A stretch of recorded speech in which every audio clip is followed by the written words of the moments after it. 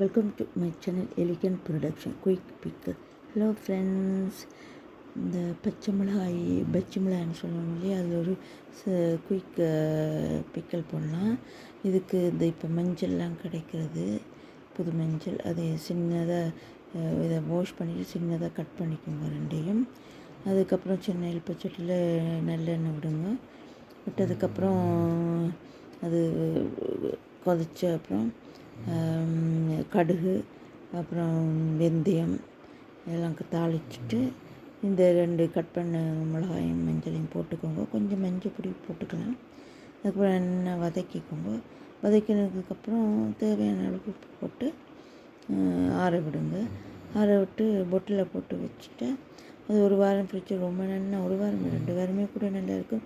நல்லா தயிர் சாதம் ரொட்டிக்கு எல்லாத்துக்குமே ரொம்ப நல்லாயிருக்கும். ட்ரை பண்ணி பாருங்கள் friends. Subscribe my channel. Bye.